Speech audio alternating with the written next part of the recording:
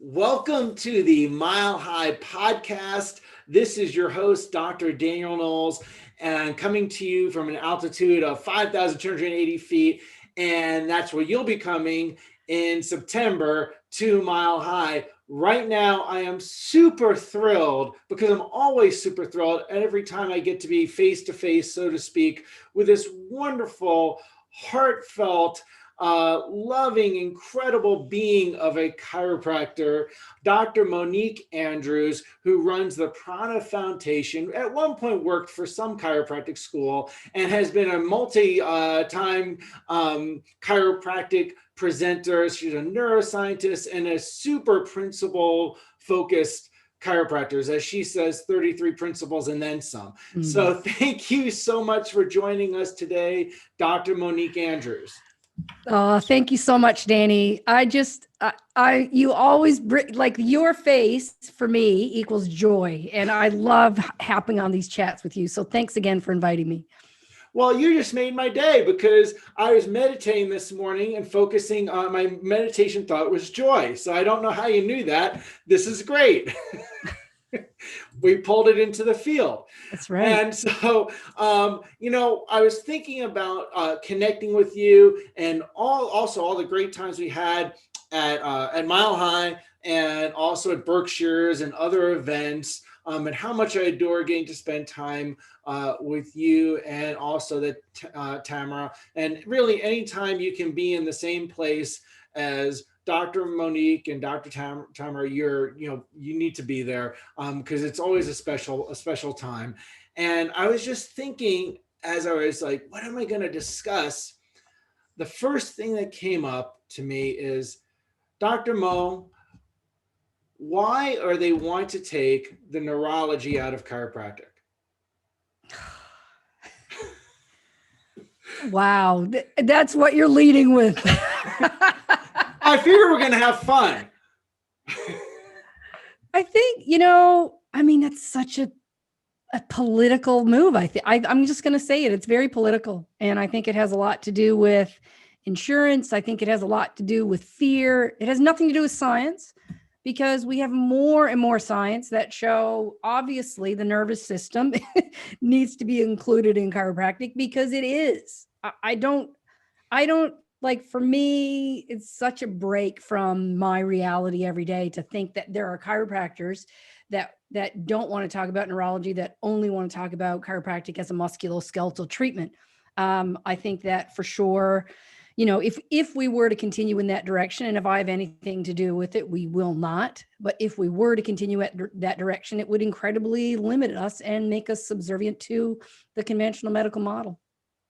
Yeah, and hey, I led with it because I figured we might as well get right into it. And here's the thing. I want people to notice something that you just said that's super important, which is if I have anything to do with it, we won't.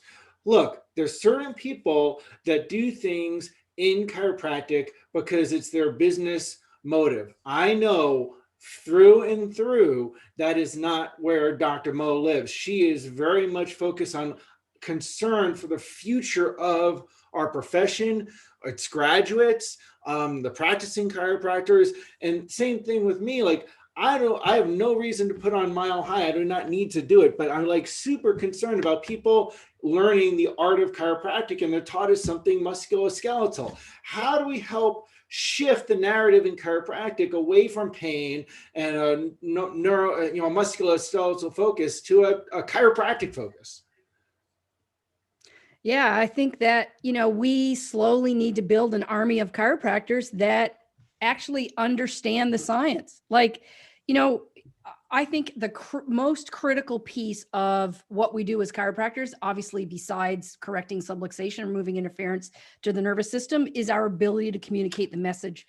And I think when you have a really deep understanding of the science, you can communicate with passion, but when you really understand, then you can also communicate with certainty and confidence in a way that people listen to you, that people believe what you're saying because you know it to be true.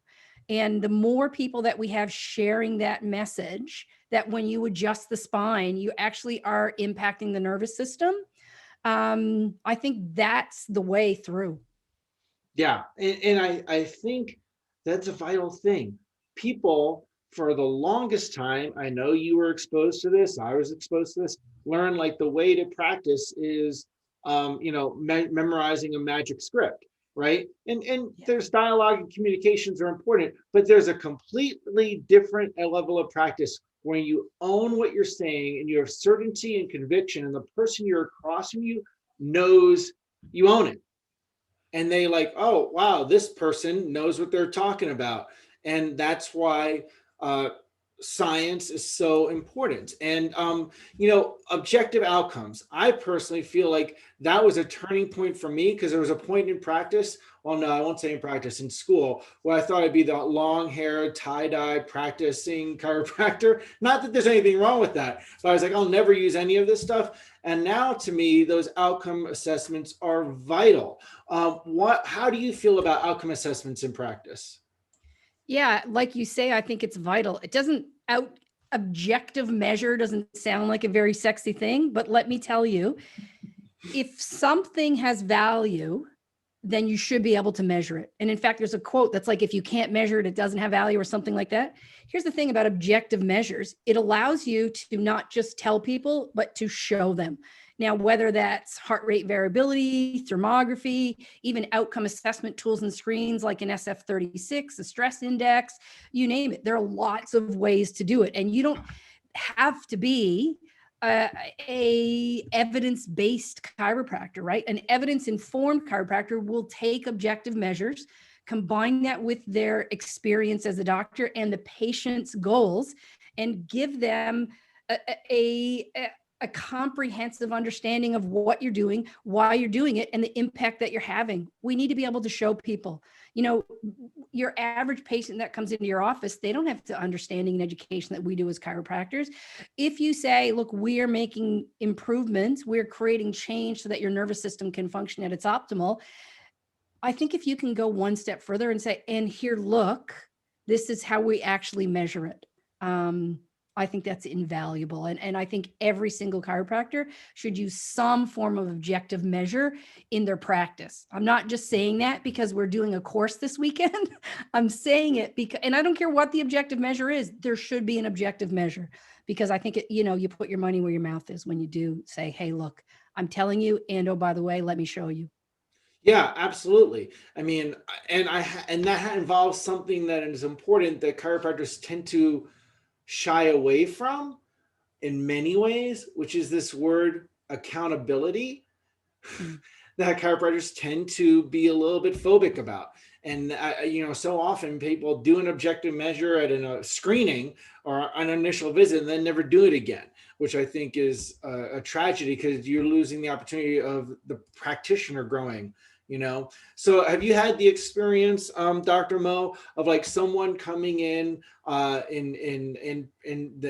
care for you, where they say, no one's ever done this before? Yeah, all the time. And I haven't been in practice for a few years now, but I was in practice for about a dozen years when I first graduated from chiropractic school 20 years ago next month. And it would happen all the time, and we used objective measures in our practice. And I just got a letter from a student the other day who said, he said, thank you so much for teaching me the science. And he's been in practice for a few months, and he's focusing on neuroscience. And he said most of his patients say to him, no other chiropractor has ever focused on the neuroscience before. And he uses objective measures as well. And it blows my mind that Yeah. there are chiropractors out there not talking about neurology, not talking about the nervous system. I don't even understand how you can practice. Right. Yeah. No, I know. And it's also something for people that are listening or watching, whatever way this is. And by the way, however you're watching or listening, whether it be YouTube or Stitcher or iTunes, make sure you hit subscribe so you never miss any mile high tick. But here's the thing. Um, so it's a thing that differentiates you. It's not that much of a bar to raise. Sadly, I wish the bar was higher for chiropractors in general, but sadly, the bar is not that high, and you can be differentiated so easily with some objective outcomes, and have certainty, and then be able to communicate the science, and then actually show that what you said was going to happen actually happened. for care and as an outcome. So I then, mean, I've never met a patient that said to me, that's too much information. Ever. Never. right, right. So then this thing, the art of chiropractic, right? So there's a philosophy, science, and art. Um, what would you, how do you define what makes up the art to you? Wow. Great question. I think the art really is the confluence of our assessment and our approach, right? Like, of course, the adjustment is the centerpiece. It's the conduit by which we facilitate freedom of the innate intelligence of the body to do what it does. But we cannot get to the point of the adjustment without doing an analysis, an assessment. The adjustment is a moment in time. How do you know where? How do you know when? How do you know when not to? All of that is part of our art. That taken together with our ability to communicate our message, our purpose, our why. That's art, right? Yeah, I think that's how I would define it. And so important. What is it? How does it make you feel when you hear that chiropractors look for their success in practice or measuring whether the adjustment was effective by whether there was a noise? Yeah, well, that's just an antiquated idea. I mean, my response is to laugh a little bit because that it's just not what it's about. We have hundreds of techniques at this point, probably 50 or so at the centerpiece of chiropractic, and everything ranging from obviously network spinal to, Gonstead. And sometimes there's a cavitation, sometimes there's not.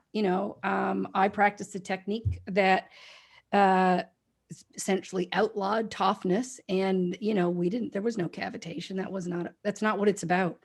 The body is the nervous system, the innate intelligence of the body is extremely sophisticated, elegant system that doesn't require a snap, crackle, pop to make it do its magic.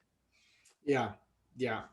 Um, wish more. And the science supports that, by the way, because there Yeah, used to be an argument that you needed a cavitation in order to create facilitation of mechanoreceptor and proprioceptive stimulation. And actually now there's data to suggest that's not the case, that you do get even things like, changes in somatosensory evoked potentials with tonal work. So there you go.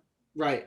And then there's always the person that says, well, but wait, how can that move a bone? You know? I'm like, well, Again, yeah, I mean, it depends. If your model, let's be fair, right, Danny? yep, Because if your model is such that you use HVLA and the desire is to move a bone, then that's your model, and right, that works too. right. It's just that there's a whole spectrum of what's possible, and there are different ways to do it. Reggie Gold used to always say, it doesn't matter how you do it. If you hit him in the ass with a shovel, if you're correcting subluxations, it works. Mm-hmm. And yes, and I say the same thing is like, well, who moves the bone? It's Yeah. the my I never thought of that on moving the bone. So now, how with what the average what can the average chiropractor in practice be doing to support, advance, to contribute to research? That's another great question. I think aside from doing practice-based research yourself, and while some people are inclined towards that and some aren't, you can do case studies or or just support organizations that are doing great research. Two organizations that I recommend or that we support, that I personally support financially, are the Foundation for Vertebral Subluxation Research and the Australian Spinal Research Foundation. In fact, ASRF right now has a really cool thing where they're supporting docs out in the field in practice to do case studies. So, if you're interested in doing it, there are ways we can help you to find out how to do research in your practice, or put your money where your mouth is and actually support it. And oh, by the way, probably the most important piece, start reading some research. And again, that will enhance your certainty and your understanding. And that's what we do in Dr. Mo Knows, obviously, is really break down. This is what's happening in, current chiropractic science today. This is why it's impactful for your patients. And oh, by the way, this is how to talk about it. Now, you mentioned something about a program this weekend. I didn't know that when we were scheduling this podcast. What do you have coming up? Yeah, so Dr. Mac and I, under the Prana Foundation, we are doing a 3-hour workshop on applying heart rate variability in practice. And so, we get docs all the time. What equipment should I use? Should I get HRV? Oh, I bought it, but I don't really understand how to use it. And so we created a course basically to help people figure out what's the best equipment for me based on my practice, my patient base, and what's the best way for me to communicate to my patients so that we can get the best outcomes. And so that's a live workshop happening this Saturday. And then if you can still, even if you can't make the workshop, people can still buy it and get the recording. Well, that's great. And so tell me more about the Prana Foundation. I don't necessarily know too much about it, and I'm sure other people watching and listening will want to know. Oh, thanks, Danny. My wife and I started the Prana Foundation about 1.5 years ago. And essentially what it has evolved into is an international foundation that supports students, new docs, and even seasoned docs, but we're sort of more on the earlier end of the spectrum for docs. And what we do is we provide an engaged community, and through education, through mentorship, through our service retreats, but it's really become an international phenomenon. And we have students and docs from all over the world that come together in some of our mentorship groups or on our retreats and take our courses. And we, for example, we're trying to make more and more information accessible to students for free. Just this year, I dropped my neurology of subluxation class. 2,000 students from as far away as South Africa, Ireland, Chile, all over the world came together to do this course. And this is something I'm able to do through the foundation, is to give more and more away. And our long-term vision is that through the foundation, we offer free courses to all students everywhere, all the time. I just did the same thing in Dr. Mo Knows. I gave away 25 student scholarships. We know that students aren't getting all 3 facets of the stool of chiropractic, the science, art, and philosophy, through their educational programs. And that's not endemic to any one institution. None of them is perfect. And we just want to try and fill some of those gaps through the Prana Foundation. Which is wonderful, and it's so needed. Yeah. And I know you, I know myself, I know Dr. Mack, I know several others that are colleagues and friends, that why they put their energy in is because of how much we have a concern about the future of chiropractic and where it's going and how we can contribute to that. Often people talk to you, put you in a science box bubble. So let's switch a little bit to philosophy and business too. Also, you just talked about that, stool, right? Philosophy, science, and art.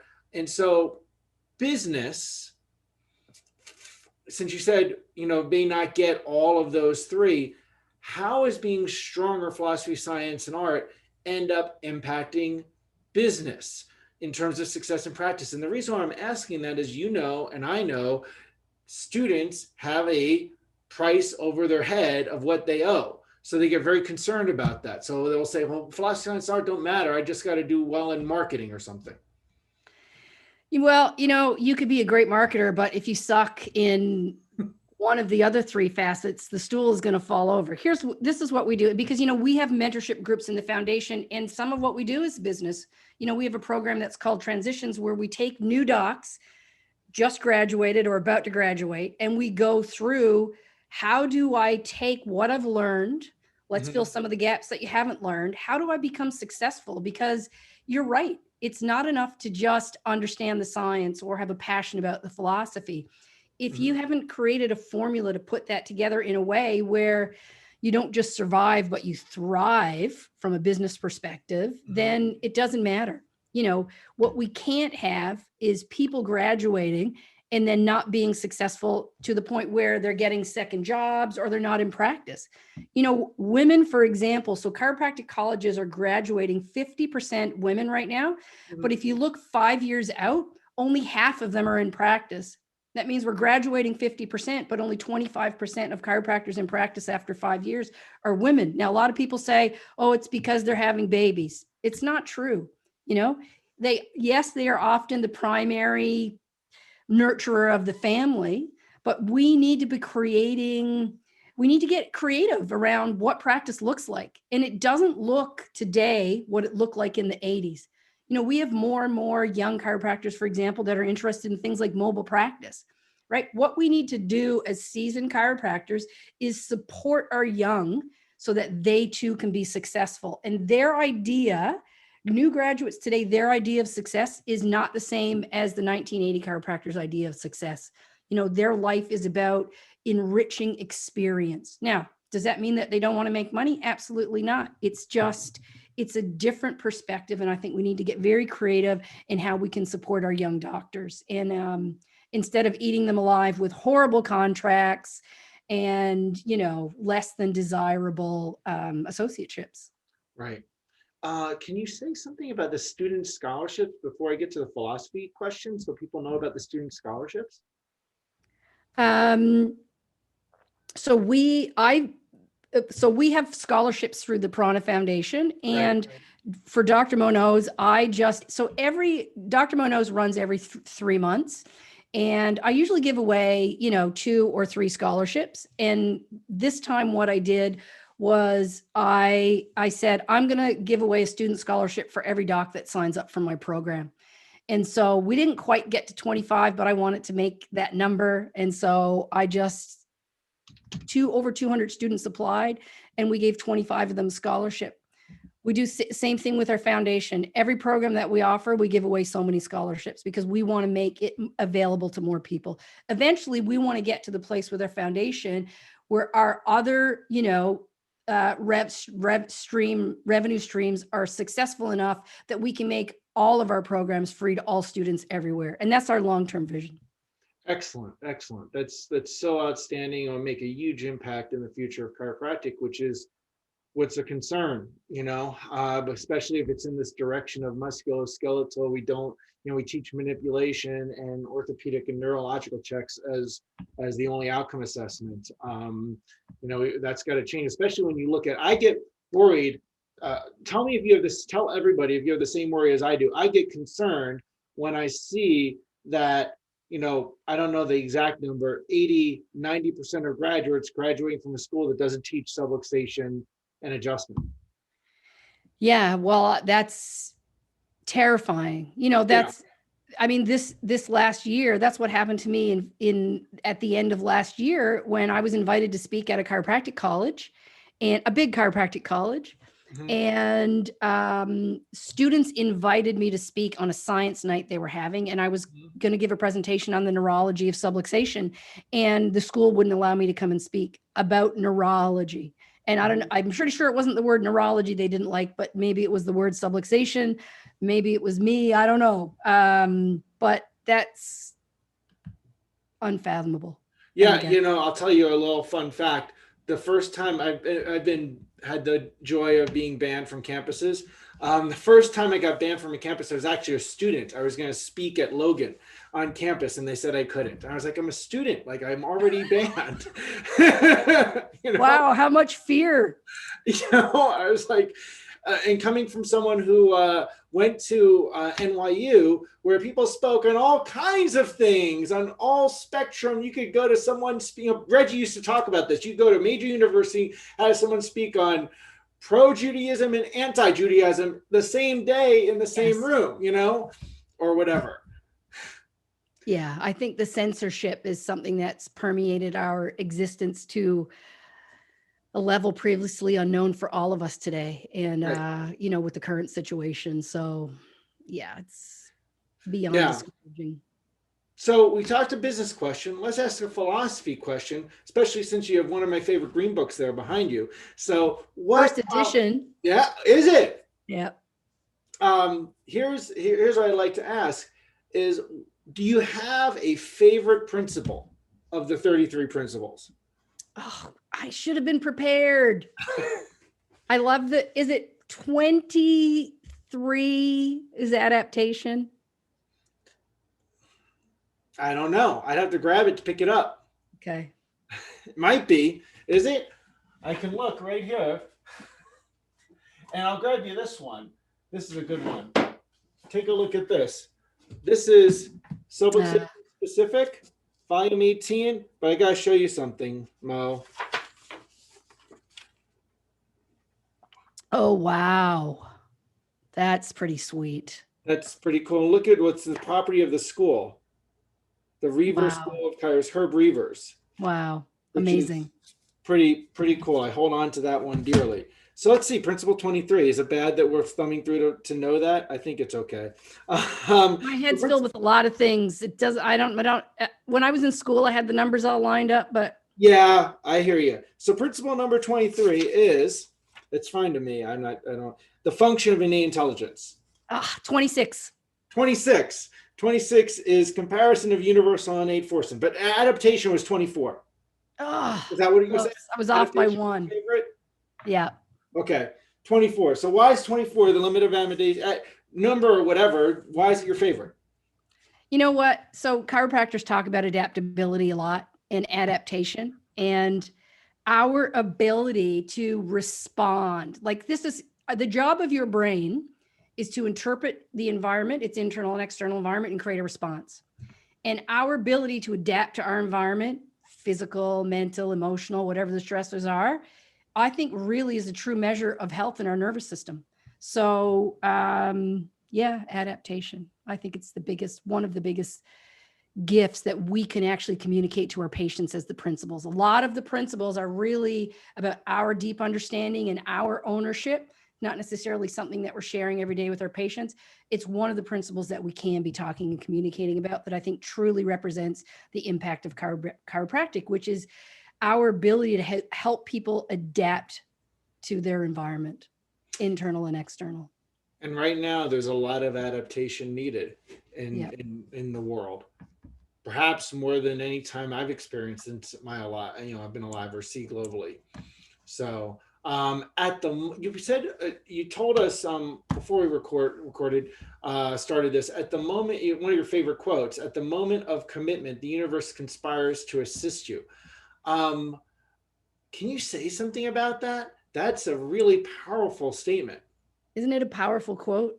Yeah. I think that,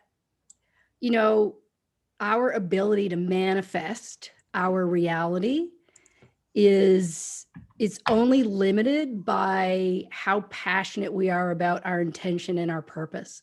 And I see this time and time again in my life, in the life of docs that I mentor. At the moment of commitment, the universe conspires to assist you. And Dispenza talks about this too, right? Donnie talks about this, right? Mm-hmm. So if you put it into the field, it already exists. If it is in your body, in your mind, in the field, it already exists. We just had this happen this morning. You said you meditated about joy, and I saw your face. And the first thing I thought was joy. I felt in my body was joy. You manifested that at the moment of commitment, right? I just see it happen all the time. And I think it's easy to be pessimistic. It's easy to be cynical, to be bitter right now. And there's two sides to that, which is the other piece is if you want it, what is that Field of Dreams quote, right?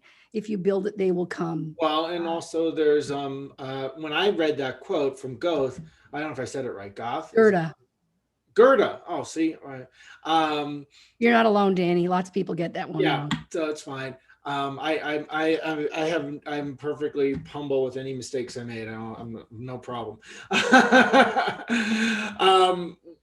When I thought of that, when I read it, and first thing I thought of was The Alchemist, because it's a primary principle. And Paulo Coelho is one of my just most powerful, impactful authors. I've read so many of his books, if not nearly all of them.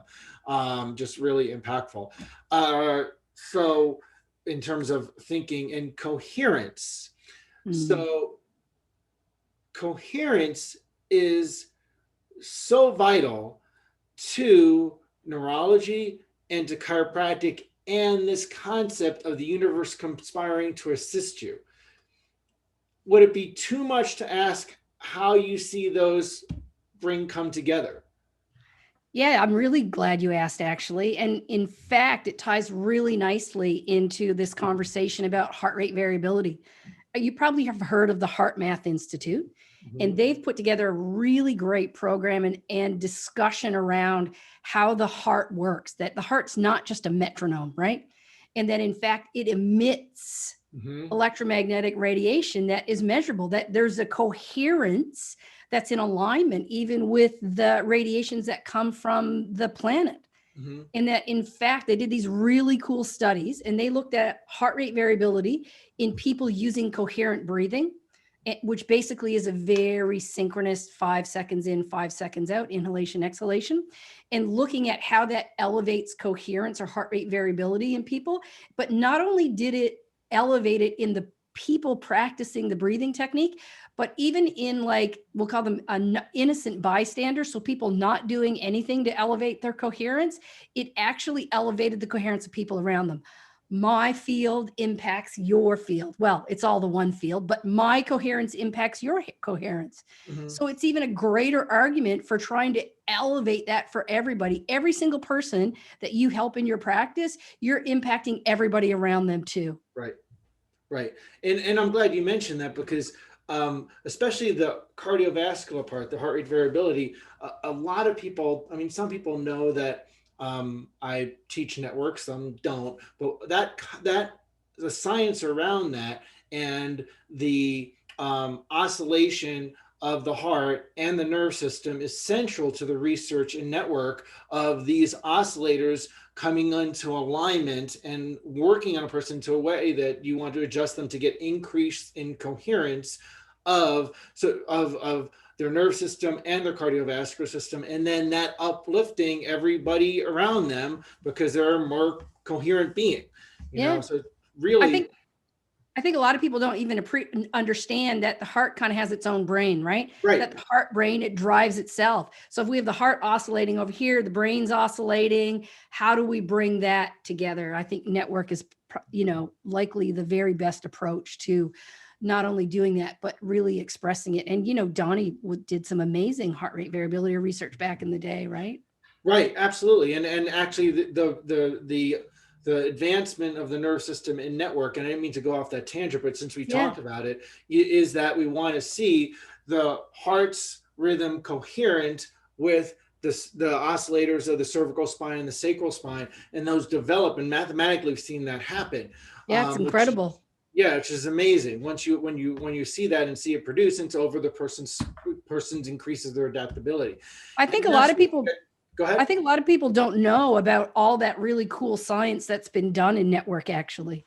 I think a lot of people don't. And also, that's also because I think a lot of people don't know the science in chiropractic, period. Yeah. Which is why I so encourage people to follow up with the Prana Foundation and the work that you're doing and helping them educate about, because it goes back to, if they just think the art of chiropractic is hearing a noise and something Yeah. popping or cracking or bone moving to right, that may be part of it, but there's more, you know? Yep. So Yeah. much more. So tell us more. Lastly, what programs do you have coming up? Well, we have our applied HRV in practice coming up this Saturday, and that's with three CE credits. My Dr. Monod's program is constantly running. People can jump into that anytime. And very cool, we're doing the Prana Foundation. We do these retreats in Costa Rica. We're doing our very first doctors only retreat with CE. So this is for women doctors, women chiropractors can come and get 10 CE credits. That's coming up in October, and more information will be coming out about that. But we'll drop a link, and you can see how you can sign up for that. Outstanding. And we'll put it in the podcast notes as well. Awesome. So, which will be awesome. Well, before we sign off, is there any last thing you want to say to everybody? No, I would just say, keep stay positive, and I don't mean that in like a lame positive psychology way, but we're going to get to the other side of this current level of disrupt that we're in, and to just keep holding that light. There isn't that idea that there's a light at the end of the tunnel. I think the tunnel is an illusion and that we are the light, and just to keep bringing that forth. I think I read something earlier this morning, and it was about downplaying the negative and amplifying the positive. And that would be a good chiropractic principle: decrease the destructive survival values and increase the constructive survival values. And that's a focus of what we do. So thank you so much for taking your valuable time to help chiropractors around the world, and also for joining us on this podcast and joining us at Mile High Live in September. We look forward to seeing Dr. Mac and yourself there September 23rd to 26th. If you haven't grabbed your seats, good time to do that, because the rates just go up as we go closer. And we look forward to seeing everybody on higher ground as we uplift the art. Everything's about the art this year, the art of chiropractic at Mile High. And we look forward to seeing you there, Dr. Mo. Thanks so much. Cannot wait to be there and actually, be together with our people. Yeah, with hug hugs people, and smile. Yes. Yeah. Keep changing. Everybody, thank you. And, reserve your seats at milehighchiroregistration.com. Hit subscribe on the podcast, and keep changing spines, lives, and minds with chiropractic.